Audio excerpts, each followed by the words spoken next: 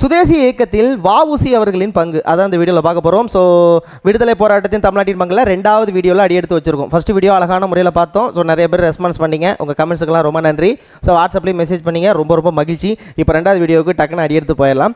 சுதேசி இயக்கம் தமிழ்நாட்டில் எப்படி நடந்துச்சு அப்படி தான் நம்ம இப்போ பார்க்க போகிறோம். ஆனால் தமிழ்நாட்டில் இந்த விஷயம் நடந்துச்சுக்கு மிக முக்கியமான காரணம் யார் அப்படின்னு பார்த்தீங்கன்னா வ.உ. சிதம்பரனார் அவர்கள் தான். ஸோ இப்போ வ.உ.சி என்று அழைக்கக்கூடிய செக்கிழுத்த செம்மல் என அழைக்கக்கூடிய கப்பலோட்டிய தமிழ் என அழைக்கக்கூடிய வ.உ.சி அவர்களை பற்றி வரலாறு தான் பார்க்க போகிறோம். நான் எப்போதும் சொன்னாப்புல ஸ்கூல் புக்ஸில் இருக்கக்கூடிய 6ஆம் வகுப்புலேருந்து 12ஆம் வகுப்பில் இருக்கக்கூடிய கண்டென்ட்டு, அது மட்டும் இல்லாமல் நம்ம தமிழக வரலாறு 2 புத்தகம் என்னங்கிறத லாஸ்ட் வீடியோவில் சொல்லிட்டோம். ஸோ ஆக மொத்தம் இது குரூப் 1 குரூப் 2க்கான ஒரு வீடியோ அப்படிங்கலாம் மாற்றுக்கிறது கிடையாது. இது நீங்கள் படிக்கணும், கண்டிப்பாக படித்து தெரிஞ்சே ஆகணும். வ.உ.சி அவர்களை பற்றி நீங்கள் தெரியலை அப்படின்னா நம்ம தமிழன் என்று சொல்வதற்கே அருகதையற்றவர்கள் அப்படின்னு நம்ம சொல்லலாம்.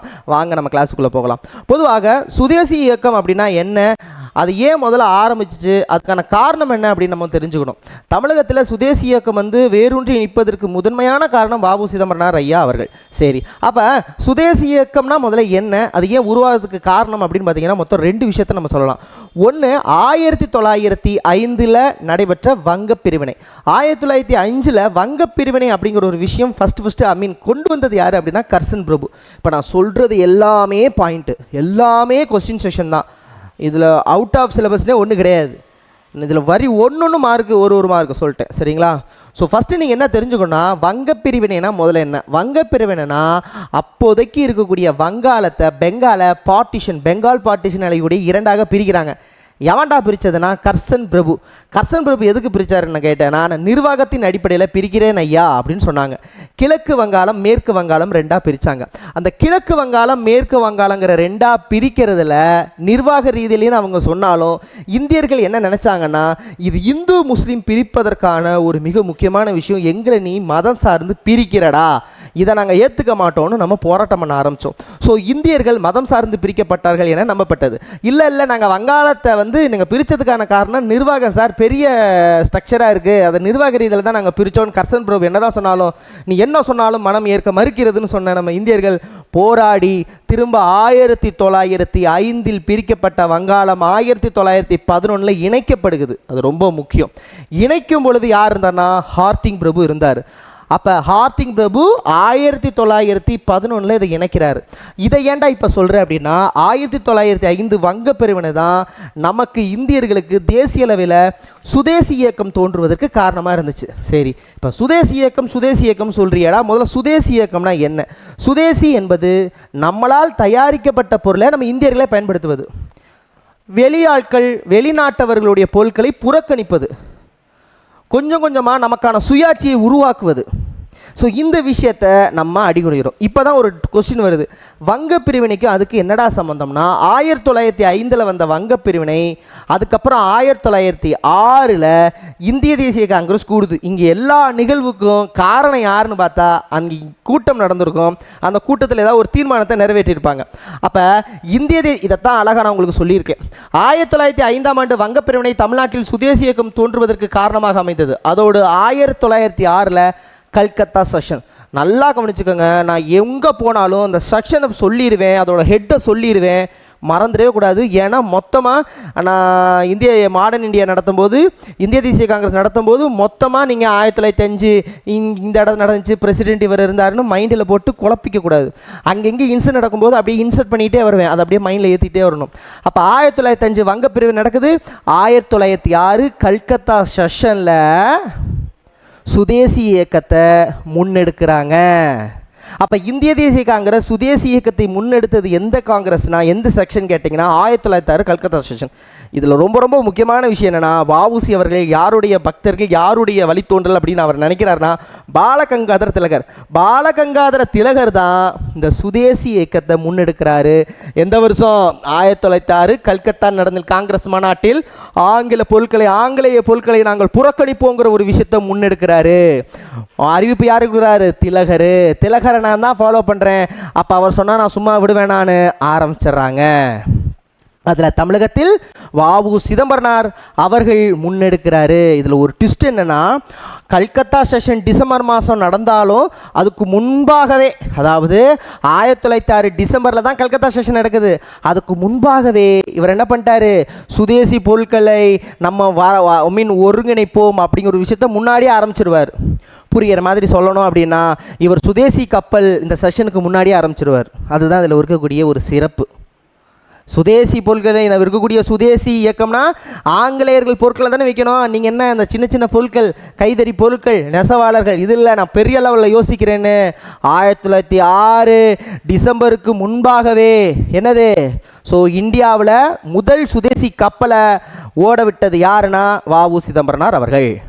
ஓகே, இப்போ பாயிண்ட்டுக்கு வருவோம். திலகர் அவர்கள் இந்த சுதேசி இயக்கத்தை முன்னெடுத்தாலும் அந்த கூட்டத்தோட தலைவர் யாருன்னு கேட்கலாம், தாத்தாபாய் நௌரோஜி. நல்லா கொஞ்சிக்கணும். 1906 தாத்தாபாய் நௌரோஜி அவர்கள் செஷனில் கல்கத்தாவில் நடைபெறுது.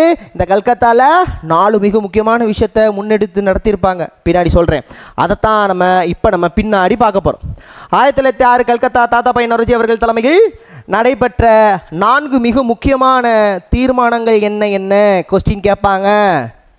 நம்பர் 1 சுயராஜ்யம், ஸ்வராஜ், செல்ஃப் கவர்மெண்ட்டை நாங்கள் உருவாக்கணும் 1. நம்பர் 2 சுதேசி, எங்களுக்கான பொருட்களை மட்டும்தான் நாங்கள் உருவாக்கி அதை தான் நாங்கள் பயன்படுத்துவோம், உங்கள் பொருளை வாங்கணும் எங்களுக்கு அவசியமே கிடையாது. நம்பர் 3 அதான் வெளிநாட்டு பொருட்களை புறக்கணித்தல், உங்கள் பொருளை எங்களால் வாங்க முடியாது. 4 தேசிய கல்வி, நேஷனல் எஜுகேஷன் கண்டிப்பாக கேட்பாங்க.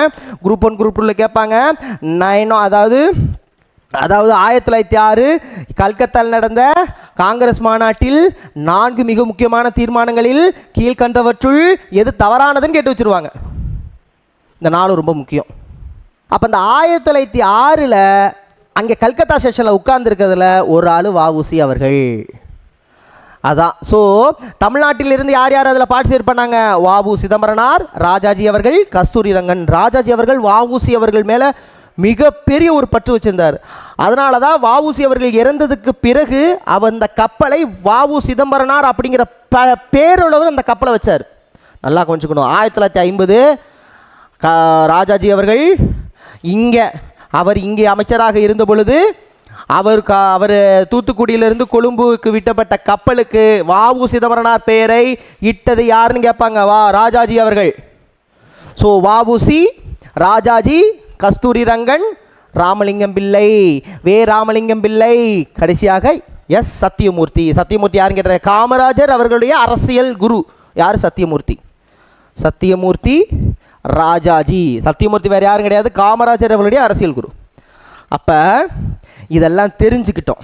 தெரிஞ்சதுக்கு அப்புறம் தான் இப்போ நம்ம யாரை நோக்கி போக போகிறோம், வாவு சிதம்பரனார் அவர்களை பற்றி நோக்கி போக போகிறோம். அப்போ இங்கே தமிழகத்தில் 1906 கல்கத்தா செஷன் நடந்தாலும் 1907 சூரத் பிளவுக்கு நோக்கி போய்கிட்டு இருக்கு. 1906 கல்கத்தா செக்ஷன், 1907 சூரத் பிளவு. அப்போதைக்கே என்ன ஒரு இதுனாயிடுச்சு, மிதவாதிகள் தீவிரவாதிகள் ரெண்டா பிரிய ஆரம்பிச்சிடாங்க. திலகர் குரூப் எல்லாமே தீவிரவாத இயக்கத்தோட சார்ந்து நடத்திக்கிட்டு இருக்காங்க, மறந்துடக்கூடாது. இப்போ நான் 1906 நிற்கிறேன், சரிங்களா? இப்போ இந்த சுதேசி இயக்கத்தில் தமிழ்நாட்டில் யார் முன்னெடுத்து நடத்தினது யார் அப்படின்னு பார்த்தீங்கன்னா, வாவு சிதம்பரனார், சுப்பிரமணிய சிவா, சுப்பிரமணிய பாரதி, சர்க்கரையார். இந்த 4 பேரும் தமிழ்நாட்டில் சுதேசி இயக்கத்தை முன்னெடுத்து நடத்தின மிக முக்கியமான 4 பேர். இந்த 4 பேரை சொல்லி விட்டுறணும். அதில் முதன்மையானவர் வாவு சிதம்பரனார் அவர்கள். அதில் முதன்மையான யார், வாவு சிதம்பரனார் அவர்கள். ஸோ கோவில்பட்டி தாலுகாவில் இருக்கக்கூடிய உங்களுக்கு தெரியும், ஸோ ஒட்டபிடாரம் என்ற இடத்தில் பிறக்கிறார். ஸோ வாவு சிதம்பரனார், வள்ளியப்பன் உலகநாதன் சிதம்பர பிள்ளை, ஃபுல் பேரு, சரிங்களா? ஸோ வள்ளியப்பன் உலகநாதன் சிதம்பரனார் அப்படின்னு நம்ம சொல்லலாம். அப்போ கோவில்பட்டியில் பிறந்த வஉசி அவருடைய அப்பா எங்கே வேலை பார்த்தாருன்னா, வீரபாண்டிய கட்டபொம்மனுடைய தலைமை அமைச்சராக பணியாற்றிய தனாபதி பிள்ளையின் குடும்பத்தின் வழி தோன்றலாக இவங்க இருந்திருக்கிறாங்க. அவங்க வழி தோன்றல், அதுதான் மென்ஷன் பண்ணியிருக்கிறாங்க. சரி, இப்போ நீங்கள் என்ன தெரிஞ்சுக்கணும் அப்படின்னு பார்த்தீங்கன்னா, இவருடைய வாழ்க்கையில் ஓகேப்பா பிறந்துட்டார். இப்போ என்னென்ன இவர் வாழ்க்கையில் நடத்தினார் ஃபஸ்ட்டு நல்லா கொஞ்சிக்கணும். வங்க பிரிவினை எப்போதுன்னா 1905. 1905 மட்டும் சொல்லக்கூடாது, அக்டோபர் 16 சொல்லணும். 1905 அக்டோபர் 16. ஏன்டா அழுத்தி சொல்கிறேன்னா, அதே அக்டோபர் 16 தான் எழுதியிருப்பேனே, போட்டிருப்பேன், நான் கண்டிப்பாக எழுதியிருப்பேன், அழுத்தி சொல்லியிருப்பேன். வங்க பிரிவினை அக்டோபர் 16, அக்டோபர் 16 1905 வங்க பிரிவினை. அக்டோபர் 16 1906 சுதேசி நீராவி கப்பல் கழகம் உருவாக்கப்பட்டது. ஓகேவா? அதே அக்டோபர் 16, ஆனால் அடுத்த வருஷம் இந்த போட்டிருக்கேன் பாருங்க, 1906 அக்டோபர் 16, 2ல் 1 முடிஞ்சு போச்சு. அக்டோபர் 16 ஒரேது, 2 வருஷம் 2 கான்செப்ட் முடிஞ்சு, ஒரு கல்ல 2 மாங்காய் மாதிரி. அக்டோபர் 16 1905 வங்க பிரிவினை, அக்டோபர் 16 1906 சுதேசி நீராவி கப்பல். ஸோ உருவாக்குனர் யாரு? அந்த கழகத்தை உருவாக்கியவர் வாபு சிதம்பரனார் அவர்கள். 2 கப்பலை வாங்குறாரு. 2 கப்பலை 10 லட்சம் ரூபாய்க்கு மதிப்புக்கு வாங்குறாரு. 10 லட்சம் ரொம்ப முக்கியம், அப்போல்லாம் பெரிய விஷயம். இப்பயே பெரிய விஷயம் தாங்க. சரி, அப்போ 1906 அக்டோபர் 16 வந்து சுதேசி, அதாவது சுதேசி ஸ்டீம் நேவிகேஷன் அப்படின்னு சொல்லுவாங்க. ஸோ 2 கப்பலை வாங்குறாரு. ஒன்று எஸ்எஸ் காலியா, எஸ்எஸ் லாவோ என்ற பெயரில் வாங்குறாரு. எஸ்எஸ் காலியா, எஸ்எஸ் லாவோ என்ற பெயருடன் 2 கப்பல்களும் சாக்கு மூட்டைகளை ஏற்றுவதற்கு வசதியாக 2 இயந்திர படகுகளும் வாங்கப்பட்டது. மொத்த முதலீடாக 10 லட்சம் ரூபாய். பங்குகள் மொத்தம் எத்தனை பங்குனா கிட்டத்தட்ட 40,000 பங்குன்னு நினைக்கிறேன். எஸ், 40,000 பங்கு. அப்போ ஒருத்தருக்கு 25 ரூபா. அப்போ மொத்தம் 10 லட்சம். அப்போ மொத்தம் 40,000 பங்கு, ஒருத்தருக்கு 25 ரூபா. இதில் மிக முக்கியமாக பங்குதாரர்களாக இருந்த 2 நபர்கள், ஸ்கூல் புக்கு இந்த கண்டென்ட், ஏன்னா நீங்கள் எக்ஸ்ட்ரா ஏதாவது ஒரு பேர் சொன்னால் ஐயோ வெளியில் நினச்சிடாதீங்க, ஸ்கூல் புக்கு. அந்த 2 மிக முக்கியமான பங்குதாரர்கள் பேர் என்ன? ஒருத்தர் பேர் பாண்டிதுரை, இன்னொன்று சாஜிப் பக்கீர் முகமது. இந்த 2 பேர்களும் மிக முக்கியமான பங்குதாரர்களாக கருதப்படுறாங்க. எப்போ? அக்டோபர் 16 உருவாக்கிறார், 1906 அக்டோபர் மாதம். அதுக்கு அடுத்து நவம்பர் டிசம்பரில் தான் 1906 கொல்கத்தா செஷனில் தாத்தா பாய் நவரோஜி அவர்கள் 4 முக்கியமான தீர்மானத்தை கொண்டு வந்தார். அதில் சுதேசி 1 சொன்னோமா? சொன்னோம் ஐயா. இப்போ இந்த சுதேசி கப்பலை நிறுவதனோடு மட்டும் இல்லாமல் இவர் தூத்துக்குடி, நல்லா கவனிச்சுக்கோங்க, வஉசி அப்படின்னா தூத்துக்குடி. கப்பல் தூத்துக்குடியிலேருந்து கொழும்பு இலங்கைக்கு விடப்பட்டது. ஓகேங்களா? இவருக்கு மிக முக்கியமான உற்று தோழர்னா சுப்பிரமணிய சிவா. வஉசி சுப்பிரமணிய சிவா 2 பேர்களும் உற்ற தோழர்கள். இவங்க 2 பேரும், சுப்பிரமணிய சிவா பேச்சில் சிறந்தவர், இவங்க 2 பேரும் சேர்ந்து தான் இந்த இயக்கத்தை வழி நடத்துகிறாங்க. பாலகங்காதர திலகரை மிக முக்கிய பற்றாளராக கருதுகிறாங்க. நல்லா கவனிச்சுங்க, 1906 வரைக்கும் இப்போ ஹிஸ்ட்ரி போய்கிட்டு இருக்கு. 1906 அக்டோபர் 16 இங்கே கப்பல் இது பண்ணுறாரு. அது மட்டும் இல்லாமல் இவர் தூத்துக்குடியில் ரொம்ப முக்கியம், தர்மலங்கா நெசவு சாலை, தேசிய பண்டக சாலைன்னு நிறைய விஷயத்தை உருவாக்குறாரு. சுதேசி விஷயம், சுதேசி பொருட்களாம் நமக்கு தேவையான பொருட்களை தாங்களே தயாரித்து அதை தான் நம்ம பயன்படுத்தணுங்கிற ஒரு இதில். ஸோ அப்போ தர்மலங்கா நெசவு சாலை, தேசிய பண்டக சாலைன்னு உருவாக்குறார். இது மட்டும் இல்லாமல் சென்னை நகரில் சென்னை விவசாய கைத்தொழில் சங்கம் லிமிடெட் அப்படின்னு ஒரு விஷயத்தை ஃபாலோ பண்ணுறாரு. இதில் வேற யாரும் கிடையாது, மக்களிடையே ஆதரவு பெற்ற சர்க்கரையார், நம்ம பார்த்தோம் சர்க்கரை செட்டியார், சர்க்கரையார்னு சொல்லுவாங்க. ஸோ இவர் தலைமையில் தான் இங்கே பிரச்சார சபைனா உருவாக்கப்பட்டதுங்கிறாங்க. கப்பலையும் இது பண்ணி நம்ம ஃபாலோ பண்ணுறாரு. இதோட நிறுத்தினாரா? இதுக்கப்புறம் தான் எங்கம்மா போகுது? நேராக கல்கத்தாவுக்கு போகிறாங்க. கல்கத்தா போய் முடிஞ்சிருச்சு. Calcutta section 1906 December. 1907 வருது. 1907 சூரத்தில் நடக்க போகுதுன்னு தெரிஞ்சு போச்சு. அந்த சூரத்தில் இங்கே பிரச்சனை நடக்க போகுது, நம்ம 2 பிரிய போகிறோன்னு தெரிஞ்சு போச்சு. அதனால் அரவிந்த் கோஷ் அவர்கள், நல்லா கொஞ்சம் 1907 மே மாதம், டிசம்பர் தான் சூரத் பிளவு. ஓகேவா? மே மாதம் பிபின் சந்திரபால் சென்னைக்கு வராரு. பிபின் சந்திரபால் தீவிரவாத இயக்கத்தில் மிக முதன்மையானவர். இந்த பிபின் சந்திரபால் அவர் சென்னை வர்றப்ப பாரதியார், சுப்பிரமணிய பாரதியார், இவங்க சுப்பிரமணிய சிவா அண்ட் தென் வஉசி அவர்கள்லாம் வருகை புரிந்து அவர் சென்னைக்கு வருகை புரிந்தார். வருகை தென்னகத்துக்கு சுதந்திரத்தில் மிகப்பெரிய எழுச்சி ஊட்டியது. 1907 டிசம்பரில் தானே சூரத் பிளவு. அதுக்கு முன்னாடியே மே மாதம் வந்துடுறாரு. அப்போ மே மாதம் வந்து பார்த்துட்டு போயிடுறார். பிபின் சந்திரபால் இங்கே வரார். நல்லா இங்கே கவனமாக கேட்டுக்கோங்க. அதுக்கப்புறம் என்ன நடக்குது? தந்தி வருது. எங்கேருந்து? அரவிந்த் கோஷ். நல்லா கவனிச்சுக்கோங்க, 3 மிக முக்கியமான தலைவர்கள், தீவிரவாத இயக்கத்தின் மிக முக்கியமான 3 தலைவர்கள். ஒன்று பாலகங்காதர திலகர், இன்னொன்று அரவிந்த் கோஷ், இன்னொன்று பிபின் சந்திரபால். லால்னு சொல்லுவாங்க, சாரி. ஸோ இப்போ நீங்கள் என்ன பண்ணணும்? அரவிந்த் கோஷ், பாலகங்காதர திலகர், பிபின் சந்திரபால். பிபின் சந்திரபால் மே மாதம் இங்கே வராரு. அப்போ தீவிரவாத இயக்கத்துக்கு மிக முக்கியமான ஒரு இடமாக தமிழகம், சென்னை இருந்துச்சு. அதான் மிக முக்கியமான உண்மை. அப்போ மே மாதம் 1ஆம் தேதி பிபின் சந்திரபால் வந்துட்டு போகிறாரு. 1907 மேக்கு அப்புறம் ஒரு தந்தி வருது, அரவிந்த் கோஷ்லேருந்து வருது. இந்த மாதிரி சூரத்தில் மிகப்பெரிய பிரச்சனை எழும்ப போது தீவிரவாதிகள் மிதவாதிகள் ரெண்டாக பிரிய போகிறோம். அதனால் தமிழகத்தில் இருந்து எவ்வளோ தூரம் பிரதிநிதிகள் கொண்டு வர முடியுமோ நமக்கு சாதகமாக அவர்கள்லாம் அழைச்சிட்டு வாங்கன்னு தந்தி வருது. நேராக போகிறாங்க.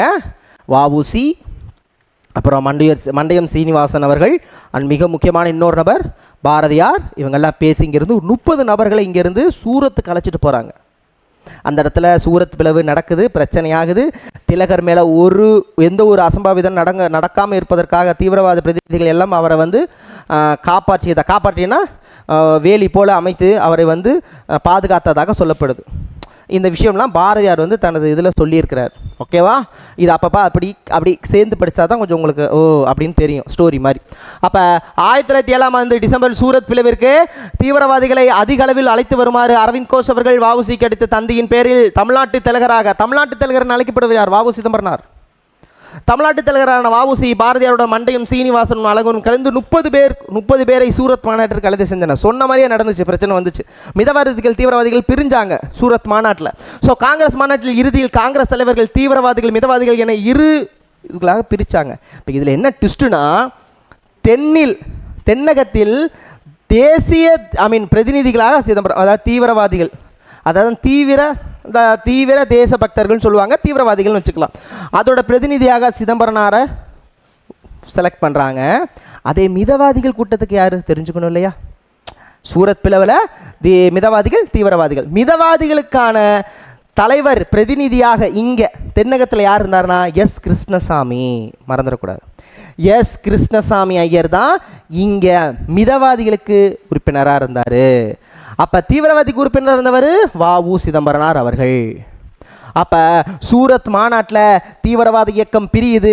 தீவிரவாதத்தில் 3 மிக முக்கியமான பார்ட்டாக பிரிக்கிறாங்க. மகாராஷ்டிராவுக்கு ஒரு ஆள், தமிழகத்துக்கு ஒரு ஆள், சென்னை மாகாணத்துக்கு ஒரு ஆள். அப்போ 3 பேரை பிரிக்கிறாங்க. அதில் வங்காளத்துக்கு அரவிந்த் கோஷை சொல்கிறாங்க. வங்காளத்துக்கு அரவிந்த் கோஷ், நீ தான் தீவிரவாதத்தில் அந்த தீவிரவாத இயக்கத்தின் தலைவராக, அந்த சைடு தலைவர் மீன்ஸ் அந்த இடத்துல நீ தான் பார்த்துக்கணும். மகாராஷ்டிராக்கு யார்? பாலகங்காதர திலகர். தமிழகத்துக்கு யார்? ஸோ சென்னை மாகாணத்துக்கு யார்? வஉசியை செயலாளராக பொறுப்பேற்கிறாங்க. கேட்பாங்க, ஓகேவா? புரியுதா? அப்போ பொதுவாக தென்னிந்தியாவில் தென்புறத்தில் சென்னை மாகாணத்தில் பொதுவாக தீவிரவாத இயக்கத்தோட செயலாளராக வஉசி, மிதவாதிகள் கூட்டத்தில் சுப்பிரமணிய யாருன்னா கிருஷ்ணசாமி பார்த்தோமா? S Krishnaswamy, V Krishnaswamy Iyer. சரி, தீவிரவாத இயக்கத்தில் 3 இடமா பிரிக்கலாம். ஒன்று சென்னை மாகாணம் வஉசி திலகர் பார்த்துட்டோம், பாலகங்காதர திலகர் மகாராஷ்டிரா, அரவிந்த் கோஷ் வங்காளம், முடிச்சிட்டோம். இதெல்லாம் முக்கியம். இப்போ முடிச்ச அடுத்த செகண்ட் சூரத் பிளவு நடந்துருச்சு. அப்போ தான் முடிவு எடுக்கிறாங்க. 1908 சில புக்கில் 1907 கொடுப்பாங்க. ஏன்னா சூரத் பிளவுக்கு அடுத்த உடனே என்ன பண்ணிடுவாங்கன்னா சுதேசி இயக்கத்தை கொண்டு போகிறதுக்கு ஆங்காங்கே சில சங்கங்கள் அமைக்கணும்னு உறுதி போடுவாங்க. அப்போ இங்கே சென்னை மாகாணத்தை கையில் எடுத்த வஉசி அவர்கள் சென்னை ஜனசங்கம் அப்படிங்கிற ஒரு விஷயத்தை உருவாக்குறாரு. ஒரு சில புத்தகத்தில் 1907 இருக்கும், ஒரு சில புத்தகத்தில் 1908 இருக்கும். அதனால தான் புக்கில் வருஷமே கொடுக்கல போ அப்படின்னு. அப்போ 1908 ஜனவரி 11 சென்னை சங்கம்னு உருவாக்குறாங்க. வேற ஒன்றும் கிடையாது, சுதேசி இயக்கத்தை மக்களிடையே கொண்டு போய் சேர்ப்பதற்கு அந்தந்த மாகாணத்தில் உருவாக்கப்பட்ட சங்கங்களை, சென்னை மாகாணத்தில் உருவாக்கப்பட்ட சங்கத்தின் பெயர் சென்னை ஜனசங்கம், ஜனவரி 11 1908 சொல்லியிருக்கு. சில புக்கில் 1907 போட்டிருக்கு. ஓகேவா? அது ப்ரெஃபரன்ஸ் பார்த்துக்கோங்க, நான் எழுதி சொல்கிறேன். ஸோ திலகரின் விருப்பத்திற்கேற்ப தமிழ்நாடு சுதேசி தலைவர்கள் சென்னை திருவல்லிக்கேணி கங்கை கொண்டான் மண்டபத்தில் சென்னை ஜனசங்கத்தை துவங்கினர். இந்த அமைப்போட கான்செப்ட் இதில் யார் இருப்பா? வஉசி இருப்பாங்க. இவங்க தான் இருப்பாங்க, இவங்க தான் உருவாக்குறாங்க. ஸோ வஉசி சங்கத்தின் தலைவராகவும் எஸ் சீனிவாசாரி ஆரியா இவங்கள முக்கியமான விஷயம் கிடையாது. இதோட கான்செப்ட் என்ன? அந்த சுதேசி இயக்கத்தை மக்கள்கிட்ட கொண்டு போய் சேர்க்கணும். இதுதான் பொருட்களை உருவாக்குதல், தேசிய கல்வியை பரப்புதல், பள்ளிகளுக்கு இளைஞர்களுக்கும் உடற்பயிற்சி அளித்தல், இளைஞர்களிடையே விழிப்புணர்வு உருவாக்குதல், சுதேசி இயக்க கூட்டங்களை ஏற்பாடு செய்தல், வெளிநாட்டு பொருட்களை புறக்கணித்தல். சரிங்களா? Okay, done. இதான் இதோட இயக்கமாக இருந்துச்சு. இது மட்டும் நீங்கள் தெரிஞ்சுக்கிட்டா அப்போ தான் அப்புறம் சங்கங்களை உறுப்பினர்கள் சேர்க்கை அதெல்லாம் கொடுத்துருக்காங்க. இது முக்கியம் கிடையாது. இப்போ எது வரைக்கும் முடிச்சிருக்கோம் சார்? 1907 கல்கத்தா செக்ஷன், அது 1906. அதுக்கப்புறம் சுதேசி நீராவி கப்பல், 1907 சூரத் பிளவு, 1907 மே மாதம் இங்கே வாராரு யார்? பிபின் சந்திரபால் வாராரு. அதுக்கப்புறம் அந்த 1907 சூரத் பிளவு நடக்குது. 30 பேர் இங்கேருந்து கூட்டிகிட்டு போகிறாங்க. அரவிந்த் கோஷ் அவர்கள் அவருக்கு என்ன பண்ணுறாரு? தந்தி போடுறாரு. ஓகேவா? அதெல்லாம் பார்த்தோமா? இப்போ 1900 இதோட முடியுது. 1907க்கு அப்புறம் என்ன நடக்குது? 1907க்கு அப்புறம் 1908. 1908 தான் மிக முக்கியமான விஷயம் நடக்குது. 1908 தான் வஉசி அவர்கள் தொழிலாளர்களுக்காக முன்னெடுக்கிறாரு. இதுதான் ரொம்ப முக்கியம். அகில இந்த ஆசியாவிலேயே முதல் தொழிலாளர்கள் போராட்டம் என கருதப்படுவது தூத்துக்குடியில் இருக்கக்கூடிய கோரல் மில் தொழிலாளர்கள் போராட்டம். இதுதான் 1908 நடந்த மிக முக்கியமான போராட்டம். இதான் ஆசியாவிலேயே தொழிலாளர்கள் போராட்டம். இதுதான். இது வின் ஆயிருக்கு அப்படின்னா வஉசி அவர்கள் மட்டும்தான் காரணம். அப்போ கோரல் மில் போராட்டம், கோரல் மில்லுங்கிறது எங்கே இருக்குது? தூத்துக்குடியில் இருக்குது. சரி, என்னதான் ஏன் பிரச்சனை? கொஞ்சம் ஷார்ட்டாக சொல்கிறா பார்ப்பனா. சரியான ஊதியம் கொடுக்கல. 50% மேலே எல்லாமே பசங்க தான். போதிய நேர ஊதிய உயர்வு கொடுக்கல. கொத்தடிமை மாதிரி வச்சு நடத்தினாங்க. ஊதிய உயர்வு கேட்டாங்க. ஆங்கிலேய அதிகாரிகளால் நடத்தப்பட்ட, ஆங்கில அரசின் மூலமாக நடத்தப்பட்ட ஒரு மில். போராட்டம் பண்ணலாமா வேணான்னு யோசிச்சுக்கிட்டு இருக்காங்க. வஉசி, சுப்பிரமணிய சிவா எல்லாம் போய் அங்கே போய் பேசுகிறாங்க, ஒன்றிணைகிறாங்க. தொழிலாளர்கள் சங்கம்னு ஒன்று உருவாக்குவதற்கு முன்பாகவே தொழிலாளர்களை ஒன்றிணைத்து போராட்டத்தை நடத்திய பெருமை வஉசி அவர்களை தான் சாரும். கிளியர்? அப்போ முதலான போராட்டம் 1908 பிப்ரவரி 27. லீப் வருஷத்தை ஞாபகம் வச்சுக்கோங்க. லீப் வருஷத்துக்கு 28 வருமா? அதுக்கு முந்தின நாள் ஞாபகம் வச்சுக்கோங்க. 1908 கோரல் மில் நிலையம். இது ரொம்ப முக்கியம். கோரல் மில் போராட்டம் நடைபெறுவது இதுதான் வஉசி அவர்கள் நடத்தின ஆசியாவிலேயே முதல் தொழிலாளர் சங்க போராட்டம். தொழிற்சங்கம் ஆரம்பிக்கிறதுக்கு முன்பாகவே இது நடைபெற்றது. எப்பேற்பட்ட விஷயம் இதெல்லாம் இதில் இருக்குது. அப்போ 1927 தூத்துக்குடி கோரல் மில் தொழிலாளர்கள் போராட்டத்தை திருத்தி வேலை நிறுத்தம் ஏற்பட்டாங்க. கடைசியில் என்ன சார் ஆணுச்சு? இப்போ தான் ஒரு ஸ்ட்ரைக்கு. கதை என்னன்னா, அப்போதைக்கு தூத்துக்குடியில் இருக்கக்கூடிய மாவட்ட கலெக்டரு ஆஷ் கூப்பிட்றாரு வஉசியை வச்சு. இந்த மாதிரி நீங்கள் பண்ணுறது, இந்த படத்தெல்லாம் பார்த்துருப்பீங்களே, இது பண்ணுறது சரியில்லை, பின் விளைவுகள் ரொம்ப மோசமாக இருக்கும் அப்படின்னு மிரட்டுற மாதிரி தோரணையில் பேசுகிறார். போடா அப்படின்னு சொல்லிட்டு வெளியில் வந்தவர் தொடர்ந்து இந்த போராட்டத்தை வழி நடத்துகிறார்.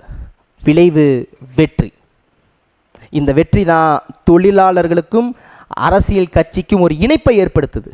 தொழிலாளர்கள்னால் விவசாயிகள், இவங்க எல்லாமே அரசியல் கட்சியை நம்பக்கூடிய விஷயமா வந்துச்சு.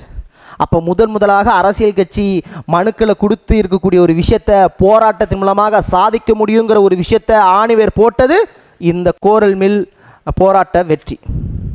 அப்போ அவங்களுக்கு ஊதிய உயர்வு கொடுத்தாங்க, வேறு வழி இல்லாமல் கொடுத்தாங்க, ஜெயித்தாங்க. அரவிந்த் கோஷில் இருந்து நார்த் சைடில் இருக்கிற எல்லாருமே வஉசியை தூக்கி கொண்டாடினாங்க. புரியுதா? அரவிந்த் கோஷ், பாலகங்காதர திலகர் அவர்கள் உருவாக்கின கேசரி மராட்டா 2 பத்திரிகை, மறந்துடாதீங்க. பாலகங்காதர திலகர் அவர் நடத்தின கேசரி மராட்டா, இந்த 2 பத்திரிகையிலும் இதை பெருசாக பேசினாங்க. வந்தே மாதரம் அப்படிங்கிற இதெல்லாம் அரவிந்த் கோஷ் அவர்களும் இதை பற்றி சிறப்பாக பேசினார். இது போதாதா? ஸோ இந்த விஷயம் ஆஷ் மாவட்ட துணை கலெக்டருக்கு ஒரு டென்ஷனாகவே இருந்துச்சு. என்னடா அது, நம்மளால் இதில் ஒன்றும் பண்ண முடியே, கலெக்டராக இருந்துமே ஒன்றுமே பண்ண முடியே, ஜெயிச்சிட்டாங்களே. இந்த விரக்தி தான், இந்த காண்டு தான் அடுத்த லெவலுக்கு அவரை உள்ள தூக்கி போடுற அளவுக்கு வந்துச்சு. அவரை செக்கிழுக்க வரைக்கும் கொண்டு வந்துச்சு. ஓகேவா? பார்ப்போம் வாங்க, கதை சூப்பராக இருக்கும். இப்போ இதெல்லாம் நான் இதைத்தான் இப்போ சொல்லியிருக்கேன் உங்களுக்கு. ஓகேங்களா? இதில் மானே தேனே பொன்மானே தமிழ் இலக்கணத்தோடு இருக்குது. நான் உங்களுக்கு அப்படியே திருவிக்கா மாதிரி உரையாடலே சொல்லிட்டேன். இதுதான் இதில் இருக்கும், வேணால் படித்து பாருங்கள்.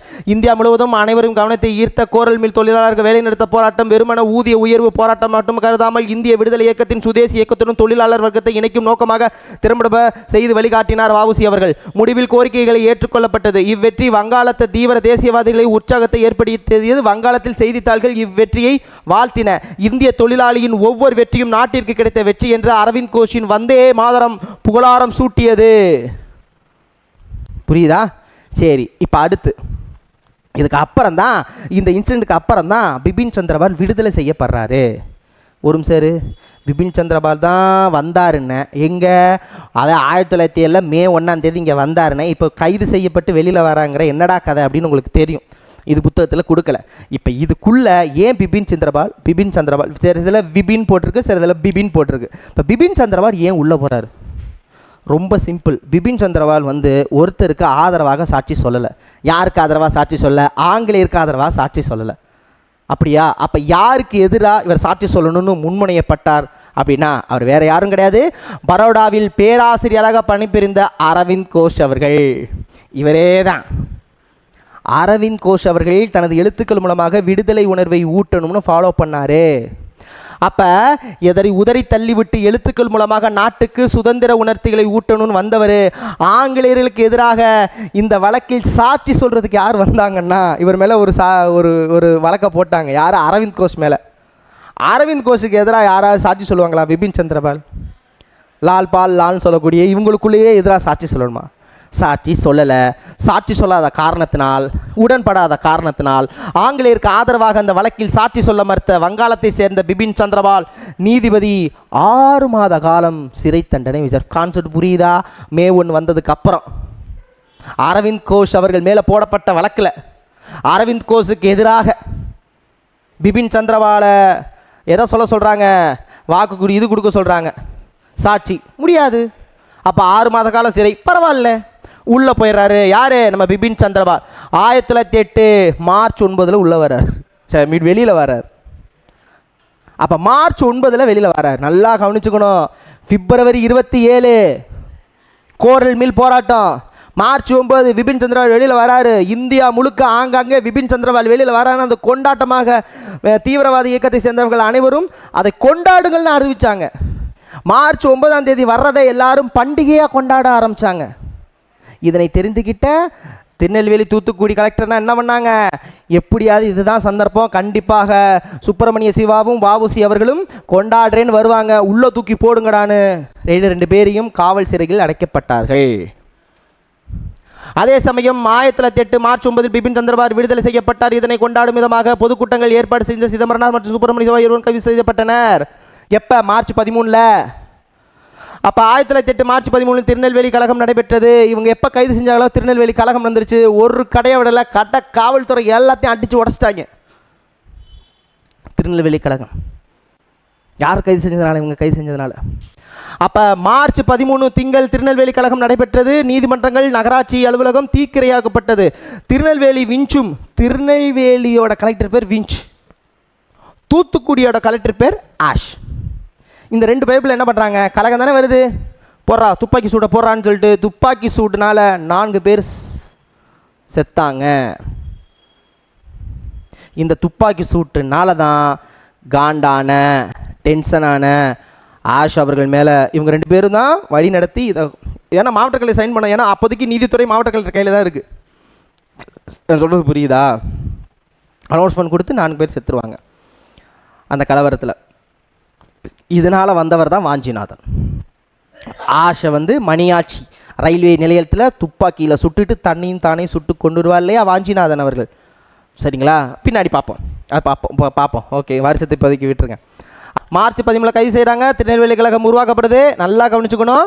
அப்போ சிதம்பரனார் மீதும் சுப்பிரமணிய சிவா மீதும் உடந்தையாக இருந்தது காரணத்தை காட்டி அப்படியே இவங்க என்ன எப்போதும் போல் வழக்க கூடுதல் நீதிபதிக்கு மாற்றுறாங்க. கூடுதல் நீதிபதி நல்லா கவனிச்சுக்கோங்க. மிகப்பெரிய ஒரு கேஸ் நடந்துச்சுன்னா கூடுதல் நீதிபதி தான் பண்ண சொல்லுவாங்க. கூடுதல் அமர்வு நீதிமன்றத்தின் வாயிலாக தீர்ப்பு வழங்கப்படுதுன்னு கூடுதல் நீதிபதி. அந்த நீதிபதியோட பேர் நல்லா தெரிஞ்சுக்கோங்க, ஆர்த்தர் பின்ஹே. ஏன் சொல்கிறேன்னா இந்த பின்ஹே தான் தண்டனை கொடுக்குறாரு. யாருக்கு? சுப்பிரமணிய சிவா அவர்களுக்கும் வாவுசி அவர்களுக்கு இரட்டை ஆயுள் தண்டனை. அந்த காலத்தில் இரட்டை ஆயுள் தண்டனைனா 40 வருஷம், சுப்பிரமணிய சிவாவுக்கு 10 வருஷம். இது டிஎன்பிசியில் கேட்டிருக்காங்க. வாவு சிதம்பரனார் அவர்களுக்கு தண்டனை எத்தனை வருஷம் கொடுத்தாங்க? 40 வருஷம் கொடுத்துருக்குறாங்க. ஸோ இரட்டை ஆயுள் தண்டனை கொடுக்கப்பட்டது. சுப்பிரமணிய சிவா அவர்களுக்கு 10 ஆண்டு கொடுக்கப்பட்டது. தேச துரோகத்தின் வழக்கின் காரணமாக இவர் இது பண்ணார். ஃபஸ்ட்டு கோயம்புத்தூர் சிறையில் வச்சுருப்பாங்க. அதுக்கப்புறம் கேரளா இருக்கக்கூடிய கண்ணனூர் சிறையில் மாற்றப்படுவாங்க. 2 சிறையில் இருந்திருப்பார். ஃபஸ்ட்டு கோயம்புத்தூர், அப்புறம் கண்ணனூர். செக்கிழுத்தாரு, உங்களுக்கு தெரியும், மாடு தானே செக்கிழுத்தாரு, கல் மண் என்னென்ன கொடுமையை அனுபவிச்சார். ஸோ அதான் சொல்லியிருப்பாங்க, கோயம்புத்தூர் சிறையிலிருந்து அடைக்கப்பட்ட அவர் அரக்கத்தனமான கொடுமைகளையும் ஆளாக்கப்பட்டார். பின்னர் அவர் கேரளா மாநிலத்தில் உள்ள கண்ணனூர் என்ற மத்திய சிறைக்கு மாற்றப்பட்டார். இப்போ தான் அந்த ஒரு பாயிண்டை நடுவில் சொல்கிறாங்க. தேசிய தலைவர்கள் சிறைக்கு அடைக்கப்பட்டதை, சிறையில் சித்திரவதைப்படுத்தப்பட்டதை, சுதேசி கப்பல் கழகத்தை சிதைவு போன்ற காரணங்களால் சினம் கொண்டு எழுந்த நீலகண்ட பிரம்மச்சாரி, இந்த நீலகண்ட பிரம்மச்சாரி டீமில் இருந்தவர் தான் வாஞ்சிநாதன். அந்த நீலகண்ட பிரம்மச்சாரி பின்னாடி பார்ப்பீங்க அடுத்த வீடியோவில். நீலகண்ட பிரம்மச்சாரி பாரத மாதா சங்கம்னு ஒரு சங்கத்தை உருவாக்குறாரு. இந்த சங்கத்தை சேர்ந்தவர் தான் வாஞ்சிநாதன். ஓகேவா? கதை இன்னும் இன்ட்ரெஸ்டிங்காக சொல்லவா? இந்த வாஞ்சிநாதன் ஓகேவா எங்கே துப்பாக்கி சுடுதல் பயிற்சியை கற்றுக்கிறாருன்னா புதுச்சேரியில். அப்போ புதுச்சேரியில் துப்பாக்கி சுடும் பயிற்சி அவர் கற்றுக்கிட்டாரு. அந்த துப்பாக்கி சுடும் பயிற்சி யார் கொடுத்துருப்பாருன்னு நினைக்கிறீங்க? நீலகண்ட பிரம்மச்சாரிக்கு தான் துப்பாக்கி சுடுற பயிற்சியே தெரியாது. துப்பாக்கி எப்படி சுடுறதுனே தெரியாதே. அப்போ அங்கே ஒருத்தர் சொல்லிக் கொடுக்குறாரு. அவர் யார் தெரியுமா? புதுச்சேரிக்கு வந்து பாரிஸ்டர் பட்டம் பெற்று பாரிஸுக்கு போய் பாரிஸ்டர் பட்டம் வாங்கலான்னு போய் அங்கே சுதந்திர வேட்கை கொண்டு இங்கே வந்தவர் தான் புதுச்சேரிக்கு வந்த வாவேசு ஐயர். அதுவும் பின்னாடி பார்ப்பீங்க. அப்போ நீலகண்ட பிரம்மச்சாரி இங்கேருந்து புதுச்சேரிக்கு போக, அங்கேருந்து வாவேசு ஐயர் நேராக வந்து புதுச்சேரிக்கு போக, இந்த மாதிரி நம்ம ஒரு பையன் இருக்கான், அவன் பெரிய ரொம்ப இதில் இருக்கிறாங்க, கண்டிப்பாக ஒரு கலெக்டரை நம்ம கொலை செய்யணும், கண்டிப்பாக கத்தியாலெல்லாம் இது பண்ணால் நல்லா இருக்காது, ஸோ துப்பாக்கி சுடு, நீ கவலைப்படாத, ப்ரௌனிங் அப்படிங்கிற துப்பாக்கி சுடுறது எனக்கு தெரியும், ஆளை நீ வர சொல்ல, நான் சொல்லிக் கொடுக்குறேன்னு வாவேசு ஐயர் புதுச்சேரியில் நீலகண்ட பிரம்மச்சாரி 2 பேர் பேசி நீலகண்ட பிரம்மச்சாரியை சந்திக்க வந்த வாஞ்சிநாதருக்கு என்னது பயிற்சி கொடுத்தவர் தான் வாவேசு ஐயர். இது பின்னால் வழக்கில் கண்டுபிடிக்கப்பட்டு வாவேசு ஐயர் சிறையில் இருந்து விடுதலை செய்யப்பட்டார். இது ஒரு கதை. நம்ம ஆங்காங்கே படிக்கிறோம்ல, இதில் எல்லாத்துமே லிங்க் இருக்குது. ஓகேவா? வாங்க. அப்போ இதில் நீலகண்ட பிரம்மச்சாரியின் பங்கு மகத்தானது. இச்சங்கத்தை சேர்ந்த வாஞ்சிநாதன் 1911, நான் மாற்றி சொல்லிட்டேன்னு நினைக்கிறேன், 1911 ஜூன் மாதத்தில் ராபர்ட் வில்லியம் ஆஷ் என்ற வன்செயல் பெயர் பெற்ற பிரிட்டிஷ் அதிகாரியை மணியாச்சி என்ற ரயில் நிலையத்தில் சுட்டு கொண்டார். இது ஒரு பாக்ஸுக்குள்ளே போட்டிருக்கேன். இந்த இன்சிடென்ட் நடந்திருக்கு. அதுக்கப்புறம் இப்போ திரும்ப பேக் டு வஉசி அவர்களுடைய வரலாற்றுக்குள்ளே போகலாம். கரெக்ட்? ஸோ மலச்சட்டி தூக்கினார், கல்லுடைத்தார், செக்கிழித்தார், ஆஸ் கொலை செய்யப்பட்டதை, இந்த இடத்துல தான் ஆஸ் கொலை செய்யப்பட்டது வருது அவருக்கு. சரியா? அவர் கொலை செய்யப்பட்டது தெரிஞ்சு வஉசி அவர்கள் என்ன சொன்னார்? ஸோ நற்செய்தியாக கருதினார். இவர் செக்கிழித்துக்கிட்டு இருக்கார். உங்களுக்கு விஷயம் தெரியுமா? உங்களை வந்து உள்ளே தூக்கி போடுறதுக்கு காரணமாக இருந்த ஆஷ் வந்து துப்பாக்கியால் சுட்டுட்டாங்க வாஞ்சிநாதன் என்ற ஒரு நபர் அப்படிங்கிற ஒரு நற்செய்தி அவர் எங்கேருந்து கிடைக்கிது? சிறைச்சாலையிலேருந்து விஷயம் அவருக்கு கிடைக்குது. சிறைக்குள் அவர் கடுமையாக தண்டனைக்குள்ளாக்கப்பட்டார். இந்த நிலைமையில தான் சார்ஜ் மன்னர் அப்படிங்கிற ஒரு மன்னன் அரியணை ஏறியதால் தண்டனை குறைக்கப்பட்டது அப்படின்னு சொல்கிறாங்க. ஸோ அந்த தண்டனை வஉசி விடுதலை செய்யப்பட்டார். 1912 விடுதலை செய்யப்படுறார். நல்லா கவனிச்சுக்கணும். இதுதான் இவருடைய இறுதி காலம்னு சொல்கிறோம் இல்லையா? இறுதி காலம் கிடையாது. அரசியலில் இவருடைய செல்வாக்கு மிகுந்த காலம் இதனுடைய முடியுது. ஏன்னா இதுக்கப்புறம் இவரால் அந்த சுதேசி நீராவி கப்பலை மீண்டும் பெற முடியல. ஃபஸ்ட்டு சுதேசி நீராவி கப்பலை இவங்க ஒரு கன்சிடராகவே பண்ணலை, ஃப்ரீயாக விட்டாங்க. ஆனால் அதுக்கப்புறம் வந்து அதோடைய அந்த இயக்கத்தின் வாயிலாக பொதுமக்களுடைய ஆதரவு அதிகமாக இருந்துச்சு. அந்த சுதேசி நீராவி கப்பலை வந்து ஒழிக்கணுங்கிறதுக்காக என்ன பண்ணாங்க தெரியுமா? இவங்க கப்பல் இயக்குறாங்கல்ல, அதுக்கு மலிவான விலையில் டிக்கெட் கொடுக்குறது. ஸோ அப்போ சுதேசி நீராவி கப்பலால் இவரால் மீண்டும் பெற முடியவில்லை. 1912 வெளியில் வந்தவர். அதுக்கப்புறம் இவருடைய அரசியல் வாழ்க்கை அப்படிங்கிறது, அரசியல் இந்த சுதேசி இயக்கத்துக்கான வாழ்க்கை வந்து அதோட முடிஞ்சுன்னு வஉசி அவர்கள் சொன்னதாக சொல்கிறாங்க. ஸோ இவர் திருநெல்வேலி மாவட்டத்தில் தங்கவே அனுமதிக்க மறுக்கப்பட்டது. சுதந்திரத்துக்கு அப்புறம் திருநெல்வேலி மாவட்டத்தில் இருக்கக்கூடாதுன்னு சென்னையில் தான் வாழ்ந்தார். அதோட சும்மா விட்டார் நினைக்கிறீங்களா? இல்லை. அதுக்கப்புறம் வெர்ஷன் 2 போகுது. வெர்ஷன் 2 தான் இவர் அடுத்து என்ன பண்ணுறாரு அப்படின்னா, 1912 டிசம்பர் இறுதியில் விடுதலை செய்யப்பட்டவர்கள். அப்போ தான் ஒரு முக்கியமான ஒரு விஷயத்தை உருவாக்குறார். நல்லா கவனிச்சுக்கணும். அப்போதைக்கு தொழிலாளர் சங்கம்னு ஒன்று உருவாகலை. ஆசியாவிலே முதல் தொழிலாளர்கள் போராட்டத்தை உருவாக்கின இவர் தொழிலாளர் சங்கம் உருவாவதற்கு மிக முக்கியமான உறுதுணையாக இருந்தார். முதல் தொழிலாளர் சங்கம், சென்னை தொழிலாளர் சங்கம் உருவாக்கப்பட்ட வருடம் 1918. மறக்கவே கூடாது. மெட்ராஸ் தொழிலாளர் சங்கம் 1918. சென்னையில் உருவாவதற்கு இவர் மிக முக்கிய பங்கு வகித்தார். கேட்பாங்க. ஆனால் இதை உருவாக்குனது வாடியா, பிபி வாடியா மற்றும் திருவிக்கா அவர்கள். திருவிக்கா மற்றும் வாடியா அவர்கள் மென்ஷன் பண்ணியிருப்பேன். எந்த திருவி கல்யாண சுந்தரர்கள் மற்றும் பிபி வாடியா அவர்கள் மூலமாக மெட்ராஸ் தொழிலாளர் சங்கம் ஏப்ரல் 27, மறந்துடாதீங்க, ஏப்ரல் 27 1918 உருவாக்கப்படுது. இதுக்கு வஉசி அவர்களுடைய உறுதுணையும் இருந்ததாக கூறப்படுது. அதுக்கப்புறம் 1919 ரவுலட் சட்டத்தை எதிர்த்து சென்னையில் மாபெரும் கூட்டம் நடைபெறுது. அந்த கூட்டத்தில் தமிழில் சொற்பொழிவாற்றினார் வஉசி ஐயா. அப்போ வாபு சிதம்பரனார் அப்போதைக்கு என்ன சொல்கிறார்? அந்த ரவுலட் சட்டத்தை எதிர்த்து மார்ச் மாதம் ரவுலட் சட்டத்தை எடுத்து மார்ச் மாதத்தில் சென்னையில் பேசின வஉசி அவர்கள் சொல்லக்கூடிய சொற்பொழிவு, காந்திஜி அவர்களை பின்பற்றினால் சீக்கிரம் நமக்கு சுதந்திரம் கிடைக்கணும்னு சொன்ன அவர் தான் 1920 ஒத்துழையாமை இயக்கத்தை அலௌன்ஸ்மெண்ட் பண்ண இந்திய தேசிய காங்கிரஸ் கூட்டத்தை வன்மையாக கண்டித்தார் வஉசி அவர்கள். ஒத்துழையாமை இயக்கம்லாம் வேஸ்ட்டு, நீங்கள் இப்படியே நீங்கள் வந்து அவங்க செயலுக்கு வந்து நீங்கள் வந்து எந்த ஒரு பதிலும் மாற்றாமல் எதுவுமே நாங்கள் பண்ண மாட்டோம் நிற்கிறது வந்து கோலையற்ற செயல்னு வஉசி அவர்கள் புறந்தள்ளப்படுற சொன்னார், எதிர்த்தார்.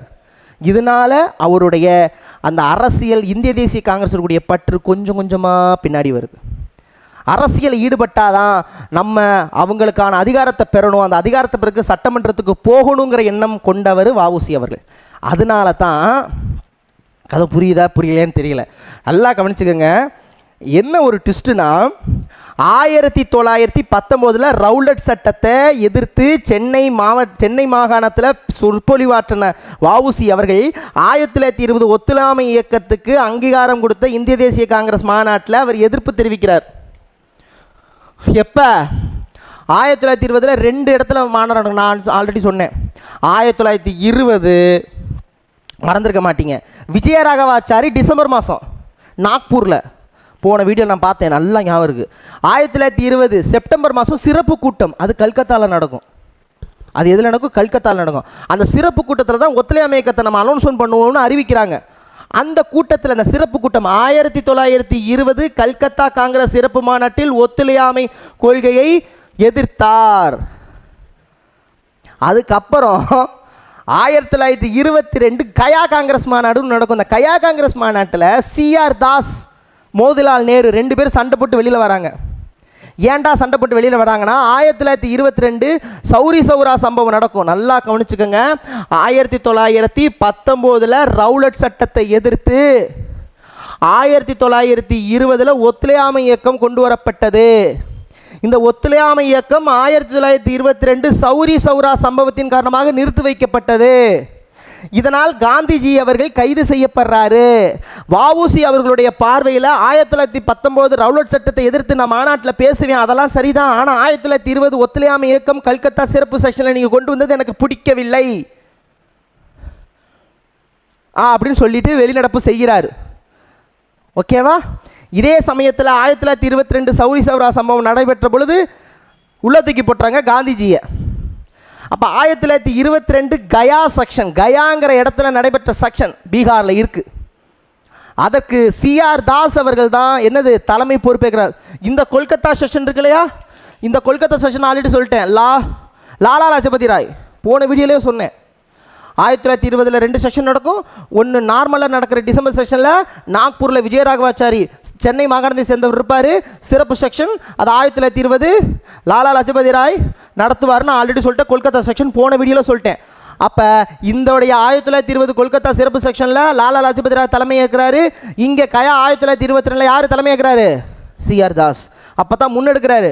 நீங்கள் இப்படியே இருந்தால் சரிப்பட்டு வராது, நம்ம அரசியல் சட்டமன்றத்துக்கு போகணும், அதுக்கு யார் உறுதுணையாக இருக்கவங்களோ வாங்கன்னு பிளவு ஏற்படுது. வெளியில் வராரு, சுயராஜ்ய கட்சின்னு ஒரு கட்சியை உருவாக்குறாரு. CR தாஸ், மோதிலால் நேரு 2 பேரும் உருவாக்கின கட்சி தான் சுயராஜ்ய கட்சி. இந்த சுயராஜ்ய கட்சி 1922 கயால டிசம்பர் மாதம் நடந்துச்சு இல்லையா, இவங்க உருவாக்கின கட்சி ஜனவரி 1 1923 இந்த கட்சிக்கு ஆதரவு கொடுக்குறாரு வஉசி அவர்கள். ஓகேவா? புரியுதா கதை? அப்போ 1922 கயா மாநாட்டில் இருந்து வெளியேற்றி ஒரு புதிய கட்சியை உருவாக்குற சுயராஜ்ய கட்சியை உருவாக்கின CR தாஸ், மோதிலால் நேரு ஜனவரி 1 1923 உருவாக்கப்பட்ட சுயராஜ்ய கட்சிக்கு வரவேற்பு கொடுக்குறாரு நம்ம வஉசி சிதம்பரனார் அவர்கள். அதனால தான் அவரை இங்கே சென்னைக்கு வரவேற்று அவர் என்ன பண்ணியிருப்பார்? சிறப்பு வரவேற்று அவரை பாராட்டியிருப்பார். 1924 மீண்டும் வழக்கறிஞராக அதுக்கு அந்த போட்டிருப்பேன். 1923 ஜனவரி 1 உருவான சுயராஜ்ய கட்சியை ஆதரித்தது மட்டும் இல்லாமல் கட்சி தலைவர் CR தாஸை தூத்துக்குடிக்கு அழைத்து வந்து பாராட்டினார். 1924 திரும்ப வழக்கறிஞராக பணியாற்றுவார். சரிங்களா? ஓகேவா? இது வரைக்கும் அவருடைய வரலாறு தெரிஞ்சால் போதும். சரிங்களா? அதுதான் பெஸ்ட். ரொம்ப டெப்த்தும் நான் கொடுக்கல, முக்கியமானதையும் விடலை. இது நீங்கள் தெரிஞ்சாலே சூப்பர். ஓகேவா? எஸ். நவம்பர் 18 1936 இவர் இறக்குறார். ஸோ இரவில் இறக்குறார். இவர் இறந்ததுக்கு பிறகு 1950 நான் சொன்னேன் 1950 தூத்துக்குடிக்கு இலங்கைக்கு விடப்பட்ட கப்பலுக்கு அப்போதைய கவர்னர் ஜெனரலாக இருந்த ராஜாஜி அவர்கள் வ.உ. சிதம்பரம் என்ற பெயரை வைக்கிறார். தூத்துக்குடிக்கு அவர் பெயரில் இப்பயும் மிகப்பெரிய ஒரு கல்லூரி தூத்துக்குடி மக்களால் நடத்தப்பட்டு வருகிறது. வ.உ.சி. அவர்களுடைய இதுதான். இதுக்கு மேலே என்னங்க வேணும்? இறுதியாக நம்ம பார்த்தது ஒரு தடவை இந்த மணியாச்சி அவர்கள் 1911 ஜூன் 17 வாஞ்சிநாதன் ப்ரௌனிங்கிற துப்பாக்கி எங்கே பயிற்சி பெற்றார்? புதுச்சேரியில். யார் பயிற்சி கொடுத்தாரு? வ.வே.சு. ஐயர். இவர் எந்த இயக்கத்தை சேர்ந்தவர்? பாரத மாதா இயக்கத்தை. பாரத மாதா யார் நடத்தினார்? நீலகண்ட பிரம்மச்சாரி. அவ்வளோதான், இதான் அதில் இருக்கும். மணியாச்சி அப்படிங்கிற ஒரு ரயில்வே ஸ்டேஷனில் ஆஷ் என்ற கலெக்டரை துப்பாக்கியில் சுட்டு தானம் சுட்டு செத்துட்டார். அதான் அதில் இருக்குது. சரிங்களா? ஸோ கடைசியாக அவர் வாஞ்சிநாதன் இறந்த பின்பு சட்டைப்பையில் ஒரு கடிதம் இருந்ததாகவும் அந்த கடிதத்தில் ஆட்சியாளர் ஆசின் கொலை சென்னை வரும் 5ஆம் சார்ஜை கொல்வதற்கான ஒரு ஒத்திகை அப்படின்னு எழுததான் சொல்லியிருக்கிறாங்க.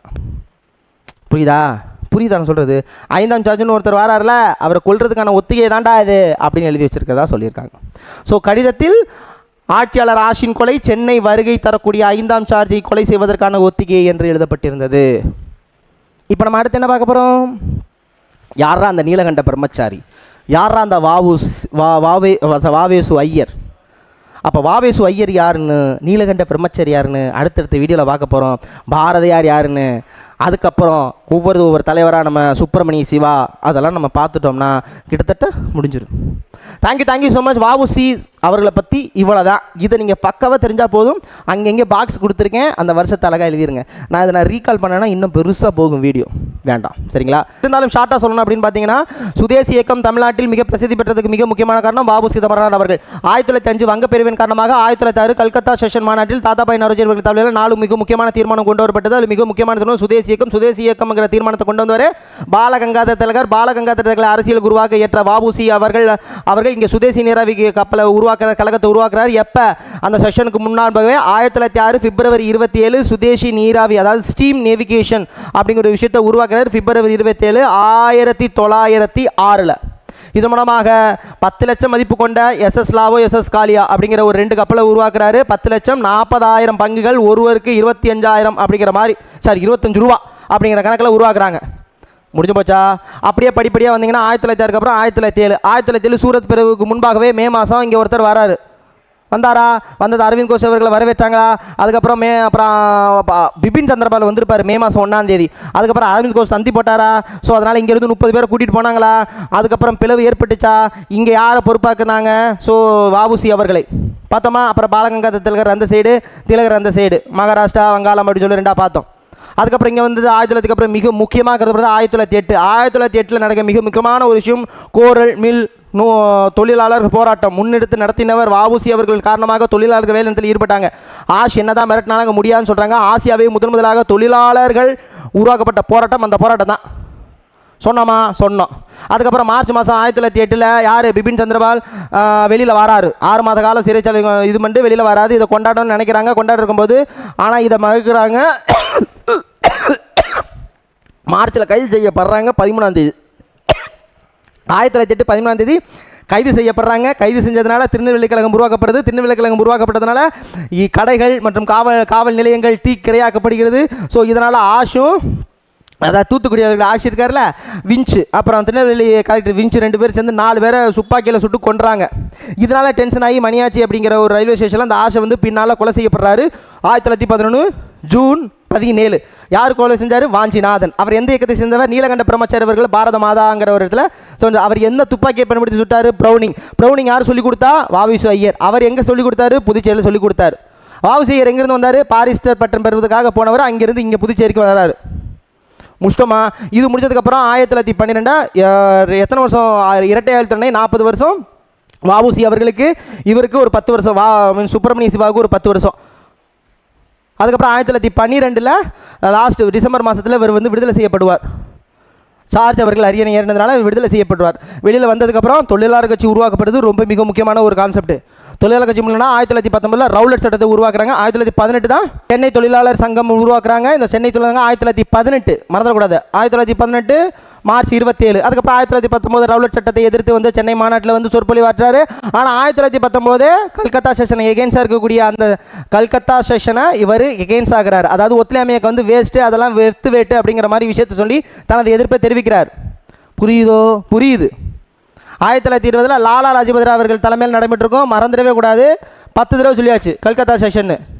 அதுக்கப்புறம் 1920 ஒத்துழையாமைக்கு முடிஞ்சதுக்கப்புறம் 1922 சௌரி சரா சம்பவம் காரணமாக காந்தியடிகள் கைது செய்யப்படுறாரு. 1922 கயா செக்ஷன் நடக்குது. கயா செக்ஷனில் சிஆர் தாஸ் அவர்கள் தலைமை இருக்கிறாரு. அதில் இருந்து வெளியில் இருந்த சிஆர் தாஸ் மோதிலால் நேரு சுயராஜ்ய கட்சின்னு உருவாக்குறாரு. இந்த சிஆர் தாஸ் மோதிலால் நேரு உருவாக்கப்பட்ட சுயராஜ்ய கட்சியை வரவேற்கிறாரு வாவு சிதம்பரனார் அவர்கள். எப்போ சுயராஜ்ய கட்சி உருவாக்குறாங்க? ஜனவரி 1, 1923. அந்த வருஷத்தில் அவர் தூத்துக்குடி கூட்டிகிட்டு வந்து வரவேற்பு கொடுக்குறாரு. கடைசியாக இறுதியாக 1936 இவர் இறக்குறார். அவ்வளோதான் முடிஞ்சு போச்சு. இனிமேல் என்ன பார்க்க போகிறோம்? நீலகண்ட பிரம்மச்சாரனா யார், அதுக்கப்புறம் வாபிசு ஐயர்னா யார், அதுக்கப்புறம் சுப்பிரமணிய சிவா, அதுக்கப்புறம் சுப்பிரமணிய பாரதி அடுத்தடுத்த வீடியோவில் பார்க்கலாம். Thank you so much. இதை மட்டும் கரெக்டாக படிங்க போதும். பேச்சுலர் இருக்க ஸ்டூடெண்ட்ஸ் இதை கரெக்டாக ஃபாலோ பண்ணிட்டு நான் எப்படி சொன்னேனோ அந்த மாதிரி நீங்கள் சொல்லணும். குளிக்கும்போது சொல்லுங்கள், சாப்பிடும்போது சொல்லுங்கள். சாப்பிடும் சொல்ல முடியாதா? சமைக்கும்போது அப்படியே மனசுக்குள்ளே சொல்லிக்கிங்க, குளிக்கும்போது சொல்லிக்கோங்க.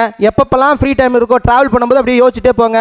நீங்கள் யோசிச்சு அந்த விஷயம் வந்துருச்சுன்னா உங்கள் மைண்டில் இருக்குன்னு அர்த்தம். புத்தகத்தை பார்த்தா மட்டும் தான் நான் சொல்லுவேன் அப்படின்னா வேஸ்ட்டு, நம்ம படிக்கவே இல்லைன்னு அர்த்தம். Thank you so much. மீண்டும் சந்திக்கலாம். சந்திக்க வர உங்களுக்கு விடைபெறுவது உங்கள் அன்பு சோழன் கார்த்திக். நன்றி, வணக்கம்.